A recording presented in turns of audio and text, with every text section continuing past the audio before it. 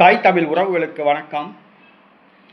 அதிமுகவுக்கு ஆதரவாக பிரச்சாரம் செய்த காவல்துறையினர் அதிமுகவுக்கு ஆதரவாக பிரச்சாரம் செய்த காவல்துறையினர் என்ற தலைப்பில் இந்த காணொளியை காண்கிறோம்.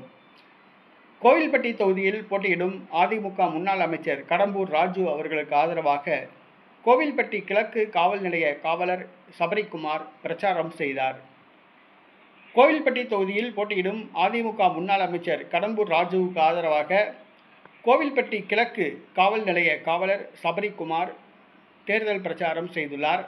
அவர் மீது 4 பிரிவுகளில் வழக்கு பதிவு செய்யப்பட்டுள்ளது. பணியிடை நீக்கம் செய்யப்படவில்லை. பொதுவாக தமிழ்நாட்டில் காவல்துறையினர் அதிமுகவுக்கு ஆதரவாகவே பிரச்சாரம் செய்துள்ளதாக கூறப்படுகிறது. அதாவது அதிமுக ஆட்சியில் காவல்துறை சுதந்திரமாக இருந்துள்ளது, சட்டம் ஒழுங்கை கட்டுக்கோப்பாக வைத்துள்ளனர். ஆனால் திமுக ஆட்சியில் காவல்துறை திமுகவின் கைப்பாவையாக உள்ளது. காவல்துறையினரின் கரங்கள் கட்டப்பட்டது. காவல்துறையினர் சுதந்திரமாக செயல்பட முடியவில்லை.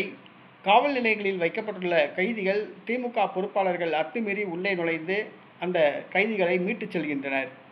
மேலும் காவல்துறையினர் திமுகவினர் சொல்வதை தான் கேட்கப்பட வேண்டும் என்பது எழுதப்படாத ஒரு விதியாக உள்ளது. ஆக காவல்துறை திமுகவின் ஏவல் துறையாக செயல்பட வேண்டிய ஒரு சூழ்நிலை. ஆக காவல்துறையினர் திமுகவுக்கு எதிராகவே உள்ளனர்.